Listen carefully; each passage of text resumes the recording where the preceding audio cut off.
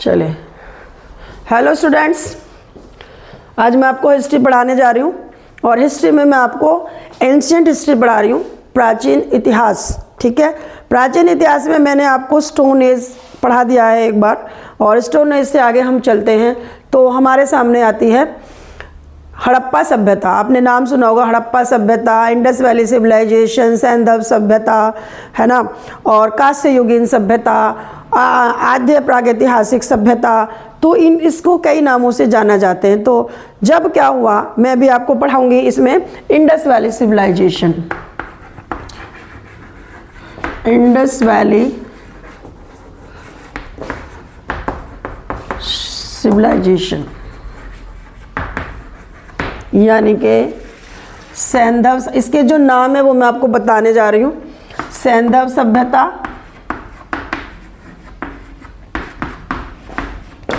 इसको किस किस नाम से जाना जाता है?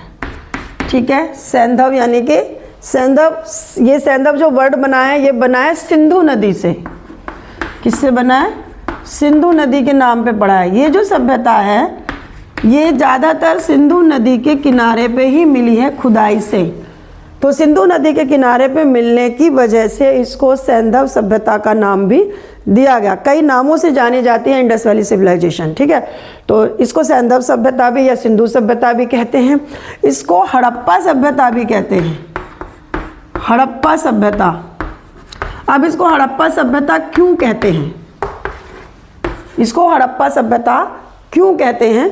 क्योंकि आर्कियोलॉजी में जो हमारा डिपार्टमेंट है, पुरातात्विक विभाग, उसमें एक परंपरा है। एक परंपरा क्या है कि किसी भी सभ्यता की खुदाई पे जो पहला नगर मिलेगा, खुदाई में जो पहला नगर मिलता है उसी के नाम पर पूरी सभ्यता का नाम पड़ता है। तो जब सिंधु सभ्यता की खुदाई हुई 1921 में दयाराम साहनी के द्वारा, तो हड़प्पा नाम का जो नगर था वो सबसे पहले सामने आया। ठीक है, जब ये सबसे पहले सामने आया तो बाद में डिसाइड हुआ कि पूरी सभ्यता का नाम हड़प्पा सभ्यता रखा जाएगा। तो इसको इसलिए हड़प्पा सभ्यता भी कहते हैं। अब तीसरा आएगा इसको कांस्य युगीन सभ्यता। कांस्य यानी कांसा, जो कि एक मेटल है।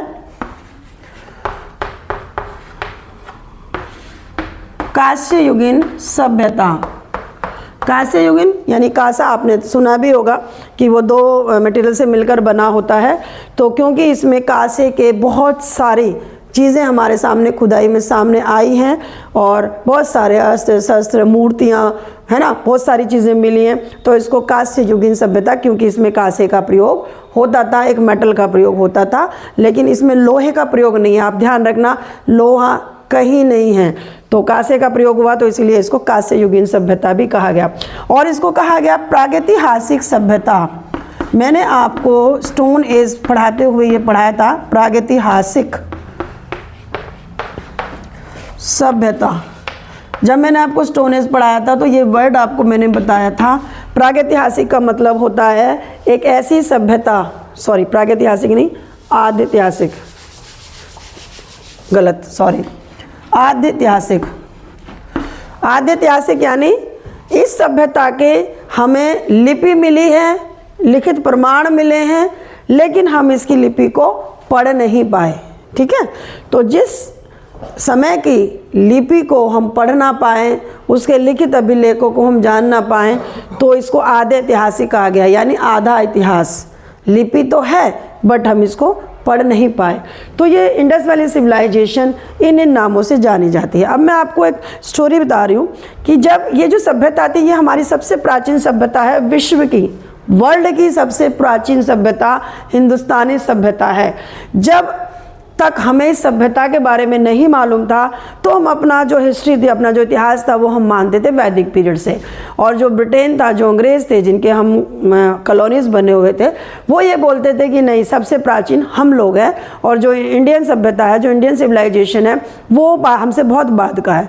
लेकिन क्या हुआ, 1921 में दयाराम साहनी के द्वारा इस नगर की खोज हुई। किसकी? हड़प्पा नगर की खोज हुई। ठीक है, और ये टाइम पीरियड था 1921। खोज करता है दयाराम साहनी। जब दयाराम साहनी के द्वारा ये खोज हुई और इस सभ्यता के जो भी अवशेष मिले हमें, जो भी इसके अंदर चीज़ें मिली, उनका जब हमने टाइम पीरियड निकाला तो पता चला कि हमारी जो सभ्यता है, जो सिंधु सभ्यता है, वो सबसे प्राचीन सभ्यता है।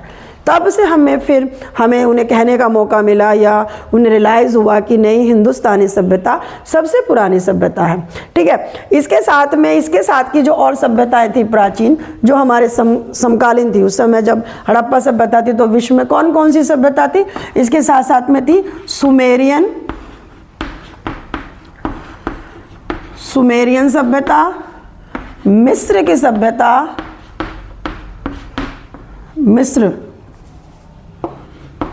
मेसोपोटामिया भी इसके साथ में थी।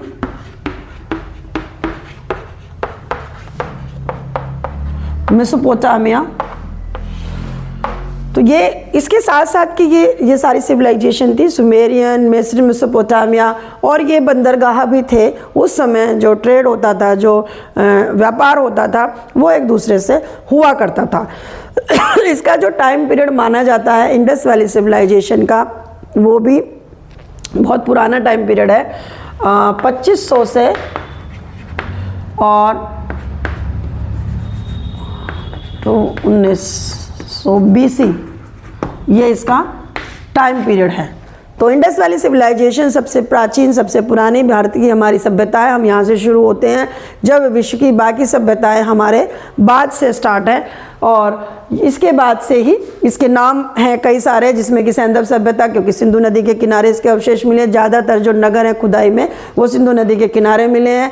हड़प्पा सभ्यता, यानी कि जो हड़प्पा नगर है, वो सबसे पहले खुदाई में मिला, तो परंपरा के अनुसार इसका नाम हड़प्पा सभ्यता रखा, क्योंकि हमारी परंपरा है कि किसी भी सभ्यता का कोई भी नगर जो पहला मिलता है, उसी के नाम पर पूरी सभ्यता का नाम रखा जाएगा। तो इसका हड़प्पा सभ्यता भी नाम है।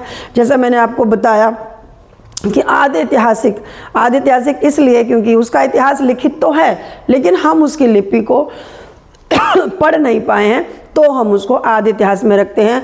कांस्य युगीन सभ्यता, क्योंकि कांसा एक मेटल है, मेटल का प्रयोग हुआ, लेकिन इसमें लोहे का प्रयोग नहीं है। आप ध्यान रखें, ना लोहा ना पीतल, इसमें कोई और मेटल नहीं है, इसमें कांसे का मेटल है।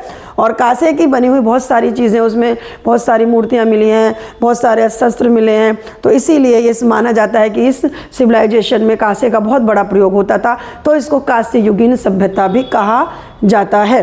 तो इंडस वैली सिविलाइजेशन के बारे में आपको मैं आज इतना पढ़ाऊंगी। कल से फिर इसके 1 बाय 1 टॉपिक शुरू करूंगी, 2-3 में मैं इसको ख़त्म कर दूंगी। जो भी बच्चे जिसके भी कोर्स में इंडस वैली सिविलाइजेशन है, प्लीज़ इसको आप देखें, सुने, और अगर आपको मेरा पढ़ाने का तरीका अच्छा लगे तो इसे सब्सक्राइब करें, लाइक करें और शेयर करें। Thank you.